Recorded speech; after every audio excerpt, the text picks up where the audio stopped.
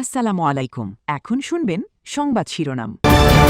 তারপরে নতুন নতুন ধারণা নিয়ে কাজ করবে সরকার, ঢাকা বিশ্ববিদ্যালয়ে প্রধানমন্ত্রী। অনুদান পেল কয়েকটি সম্ভাবনাময় উদ্ভাবনী প্রকল্প। ধীরে নামছে বানের জল, স্পষ্ট ক্ষতচিহ্ন, ত্রাণ ও বিশুদ্ধ পানির সংকট। জায়গা জমিন সাগার গিয়া খেতি খোলা সব নষ্ট গিয়ে আমাদের কিছু নেই। প্রতীক না থাকলেও স্থানীয় নির্বাচনে রাজনৈতিক দলের প্রভাব ঠেকানো সম্ভব হবে না বলছেন বিশেষজ্ঞরা। আছে সহিংসতা। ইন্টারনেট সংযোগকারী প্রতিষ্ঠানে সশস্ত্র হামলা ভাঙচুর, ৩৫ লাখ টাকা লুটের অভিযোগ, গ্রেফতার হয়নি কেউ। আমরা এমনও হতে পারে যে কালকে হয়তো বা এতক্ষণ শুনছিলেন সংবাদ শিরোনাম, এখন শুনবেন জাতীয় প্রসঙ্গ। স্টার্টআপের নতুন নতুন ধারণা নিয়ে সরকার কাজ করবে বলেছেন প্রধানমন্ত্রী তারেক রহমান। ঢাকা বিশ্ববিদ্যালয়ে তারুণ্য, স্টার্টআপ ও সম্ভাবনার বাংলাদেশ শীর্ষক অনুষ্ঠানে অংশ নিয়ে প্রধানমন্ত্রী শিক্ষার্থীদের বিভিন্ন প্রশ্নের উত্তর দেন। এর আগে অনুষ্ঠানের উদ্বোধন করেন তিনি। অনুষ্ঠানে বিভিন্ন বিশ্ববিদ্যালয়ের শিক্ষার্থী, তরুণ উদ্যোক্তা, স্টার্টআপ প্রতিষ্ঠাতা, নীতি নির্ধারক ও আমন্ত্রিত অতিথিরা অংশ নেন। তরুণ উদ্যোক্তাদের উদ্ভাবনী উদ্যোগ, স্টার্টআপ ইকোসিস্টেমের বিকাশ এবং সম্ভাবনাময় বাংলাদেশের ভবিষ্যৎ নিয়ে আলোচনা হয় অনুষ্ঠানে। যেহেতু নেটওয়ার্কিং এর সমস্যা আছে, আপনাকে ওখানে আমরা ওই ব্যবস্থাটা করে দেবো, সো দ্যাট আপনি কন্টিনিউস আনইন্টারাপ্টেড আপনি ওয়াইফাই ওখানে পেতে পারেন। এইভাবে জিনিসগুলোকে আমরা আপাতত চিন্তা করছি। এটা বিভাগীয় পর্যন্ত আছে, এটা বিভাগীয়তেই আপাতত থাকুক। যখন দেখবো যে এরকম আস্তে আস্তে বাড়ছে, এন্টারপ্রেনার সংখ্যা বাড়ছে, স্টার্টআপ এরকম ইয়াং ছেলেমেয়েরা বাড়ছে, তখন আমরা যখন জেলা পর্যায়ে যদি যেতে হয় বা উপজেলা পর্যায়ে, তখন আমরা ওটা ধীরে ধীরে যাবো। বাট আপাতত আমরা এখানেই রাখছি, কারণ রিসোর্সের একটা বিষয় আছে। তো জাতীয় প্রসঙ্গ। স্টার্টআপের নতুন নতুন ধারণা নিয়ে সরকার কাজ করবে বলেছেন প্রধানমন্ত্রী তারেক রহমান। ঢাকা বিশ্ববিদ্যালয়ে তারুণ্য, স্টার্টআপ ও সম্ভাবনার বাংলাদেশ শীর্ষক অনুষ্ঠানে অংশ নিয়ে প্রধানমন্ত্রী শিক্ষার্থীদের বিভিন্ন প্রশ্নের উত্তর দেন। এর আগে অনুষ্ঠানের উদ্বোধন করেন তিনি। অনুষ্ঠানে বিভিন্ন বিশ্ববিদ্যালয়ের শিক্ষার্থী, তরুণ উদ্যোক্তা, স্টার্টআপ প্রতিষ্ঠাতা, নীতি নির্ধারক ও আমন্ত্রিত অতিথিরা অংশ নেন। তরুণ উদ্যোক্তাদের উদ্ভাবনী উদ্যোগ, স্টার্টআপ ইকোসিস্টেমের বিকাশ এবং সম্ভাবনাময় বাংলাদেশের ভবিষ্যৎ নিয়ে আলোচনা হয় অনুষ্ঠানে। যেহেতু নেটওয়ার্কিং এর সমস্যা আছে, আপনাকে ওখানে আমরা ওই ব্যবস্থাটা করে দেবো, সো দ্যাট আপনি কন্টিনিউস আনইন্টারাপ্টেড আপনি ওয়াইফাই ওখানে পেতে পারেন। এইভাবে জিনিসগুলোকে আমরা আপাতত চিন্তা করছি। এটা বিভাগীয় পর্যন্ত আছে, এটা বিভাগীয়তেই আপাতত থাকুক। যখন দেখবো যে এরকম আস্তে আস্তে বাড়ছে, এন্টারপ্রেনার সংখ্যা বাড়ছে, স্টার্টআপ এরকম ইয়াং ছেলেমেয়েরা বাড়ছে, তখন আমরা যখন জেলা পর্যায়ে যদি যেতে হয় বা উপজেলা পর্যায়ে, তখন আমরা ওটা ধীরে ধীরে যাবো। বাট আপাতত আমরা এখানেই রাখছি, কারণ রিসোর্সের একটা বিষয় আছে। তো জাতীয় প্রসঙ্গ। স্টার্টআপের পথ কমে আসায় চট্টগ্রাম পার্বত্য জেলা ও কক্সবাজারে বন্যা কবলিত এলাকা থেকে পানি নামছে। তবে ভোগান্তি কাটেনি দুর্গত এলাকার মানুষের। পানি নামার সাথে সাথে বেরিয়ে আসছে বন্যার ক্ষতচিহ্ন। চট্টগ্রামের বাঁশখালী থেকে ধীরে ধীরে বানের পানি নামলেও এখনও অনেক এলাকা তলিয়ে রয়েছে। চরম ভোগান্তিতে দিন কাটছে বাসিন্দাদের। দুর্গত এলাকায় খাবার ও বিশুদ্ধ পানির সংকট রয়েছে। সাতকানিয়া উপজেলার বেশিরভাগ এলাকা থেকে পানি নেমেছে, তবে দুর্ভোগ কাটবাসের অনুপযোগী হয়ে পড়েছে অনেকের বসতভিটাই। ক্ষতিগ্রস্ত হয়েছে সড়ক। বানের পানি নেমে যাওয়ায় সাতকানিয়া পৌর সদরের শিক্ষা প্রতিষ্ঠানগুলো জায়গা জমিন সাগার গিয়া খেতি খোলা সব নষ্ট গিয়ে আমাদের কিছু নেই। আমরা খাইতে তাইতে অনেক কষ্ট হয়েছে। টাকার বসত বাড়ি সবগুলো চলে গেছে। খাওয়ার যা ছিল সবগুলো বেশি নিয়ে গেছে নদীতে। সাপ ঢুকতেছে, বিচ্ছু ঢুকতেছে। আগ্রমল দিকে মনে করো নাতুন বেগিনল দিকে আগ্রমতল দিয়ে বাসিল গিয়ে আর গ্রমতুন মেডিসে হলয়ের গিয়ে। কক্সবাজারেও বন্যা কবলিত বেশিরভাগ এলাকা থেকে পানি নেমে গেছে, তবে চকরিয়া ও পেকুয়ার অনেক নিচু এলাকা এখনো পানিতে তলিয়ে। প্রশাসনের পক্ষ থেকে ত্রাণ সহায়তা দেওয়া হলেও তা অপ্রতুল বলে অভিযোগ করেছেন স্থানীয়রা।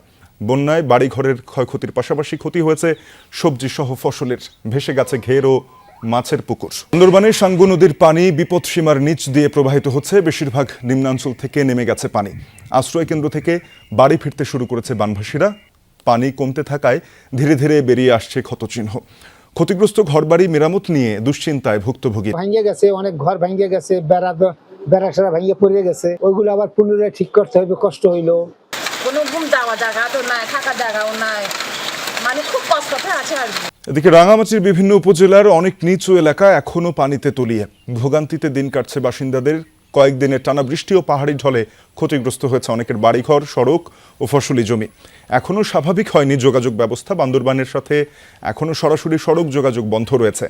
এছাড়া বাঘাইছড়ির সাথে খাগড়াছড়ি ও দীঘিনালার দলীয় স্থানীয় সরকার নির্বাচনের প্রস্তুতি নিলেও রাজনৈতিক দলগুলোর প্রত্যক্ষ মনোনয়ন ও সমর্থন সব জায়গায় চলছে। বিশেষজ্ঞরা বলছেন দলীয় প্রতীক না থাকলেও দলগুলোর প্রভাব ঠেকানো সম্ভব হবে। এতে যেমন থাকছে সহিংসতার আশঙ্কা, তেমনি প্রার্থীদের যোগ্যতা নিয়েও রয়েছে। রাজনৈতিক দলগুলো যদি একক প্রার্থী ঘোষণার দিকে অগ্রসর হয়, সেক্ষেত্রে এই সংকট আরও বাড়বে বই কমবে না বলে দাবি। অক্টোবর থেকে স্থানীয় সরকারের নির্বাচন করার কর্মপরিকল্পনা নিয়ে প্রস্তুতি নিচ্ছে ইসি। এদিকে আগস্টের দ্বিতীয়ার্ধে তফসিল ঘোষণা করে অক্টোবরের প্রথমার্ধে ইউনিয়ন পরিষদ নির্বাচন আয়োজন করতে চায় সরকার। এরপর পর্যায়ক্রমে পৌরসভা, উপজেলা পরিষদ, জেলা পরিষদ ও সিটি কর্পোরেশন নির্বাচন করার চিন্তা রয়েছে। ইসির সিদ্ধান্ত, নির্বাচন হবে সম্পূর্ণরূপে নির্দলীয়, যেখানে কোনো দলীয় প্রতীক ব্যবহার করা যাবে না। তবে এসব নির্বাচনে যারা প্রার্থী হবেন তাদের প্রত্যক্ষ মনোনয়ন ও সমর্থন জানাতে দেখা যাচ্ছে রাজনৈতিক দলগুলোকে। বিশেষজ্ঞরা বলছেন দলীয় প্রতীক ছাড়া নির্বাচন হলেও রাজনৈতিক প্রভাব এড়ানো সম্ভব হবে না। সেক্ষেত্রে ক্ষুণ্ণ হতে পারে নির্দলীয় নির্বাচন আয়োজনের মূল উদ্দেশ্য। অ্যাজ মেনি অ্যাজ কন্টেস্টেন্টস একই দল থেকে, একই দলের সাপোর্টার থেকে বা কর্মীদের থেকে তারা প্রতিদ্বন্দ্বিতা করতে পারে। দলের সাপোর্ট এটা পরোক্ষভাবে ছিল আগে, ভবিষ্যতেও থাকবে। এটাকে আপনি এত বন্ধ করতে পারবেন না। এমপি মহোদয় সাপোর্ট করছে ওই এলাকার, আবার দেখা যাচ্ছে ওই এলাকার হয়তো মন্ত্রী আরেকজনকে করছে। রাজনৈতিক যে প্রভাব সেটা মুক্ত করা সম্ভব না, এবং এটা হয়ও না নির্বাচনে কোনোদিন। দুটো বড় দল তাদের প্রার্থী ঘোষণা করে দিয়েছে। আমাদের ক্ষমতাসীন দল তারা একক প্রার্থী ঘোষণার, একক প্রার্থী বেছে নেওয়ার প্রক্রিয়া আছে। আইনের আক্ষরিক অর্থে তারা আইন মানল, কিন্তু আইনের যে অন্তর্নিহিত উদ্দেশ্য সেটাই তারা সম্পূর্ণভাবে। স্থানীয় সরকার নির্বাচনে দাঁড়ানোর প্রার্থীদের রাজনৈতিক দল থেকে প্রত্যক্ষ মনোনয়ন দেয়া হলে সহিংসতার আশঙ্কাও উড়িয়ে দিচ্ছেন না বিশেষজ্ঞরা। এখানে শুধু দল না, স্থানীয় নির্বাচনে গোষ্ঠী কেন্দ্রিক প্রভাব। এই অফিস যেহেতু সবকিছুর কেন্দ্রবিন্দু, স্থানীয় ক্ষমতার কেন্দ্রবিন্দু। কোটি টাকা চাঁদার দাবিতে চট্টগ্রামে ইন্টারনেট সংযোগ প্রদানকারী প্রতিষ্ঠানে সশস্ত্র হামলা ভাঙচুর চালিয়েছে দুর্বৃত্ত। ডেভিড ইমন নামে এক সন্ত্রাসীর ছত্রছায়ায় সোমবার দুপুরে এ তাণ্ডব চালায় তারা। লুট করে 35 লাখ টাকা। থানায় মামলা হলেও ধরা পড়েনি হামলাকারীদের। কাটায় সময় 12টা 20 মিনিট।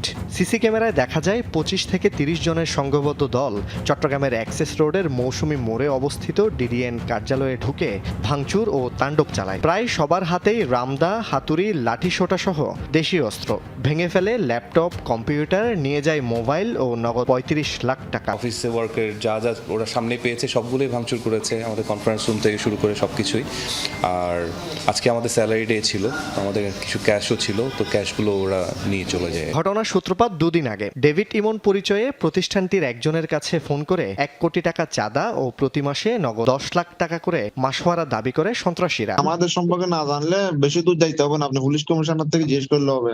2 কোটি টাকা রেডি রাখিবেন আর প্রতি মাসে 10 লাখ টাকা করে দিবেন, তাহলে আপনি ব্যবসা করেন, না হলে ব্যবসা করেন না। 2 দিন টাইম দিয়েছি, 2 দিনের ভিতর কি আপনার ব্যবসা গুছাই ফেললেন, আমার ফুল আইন রাখি ব্যবসা করবে।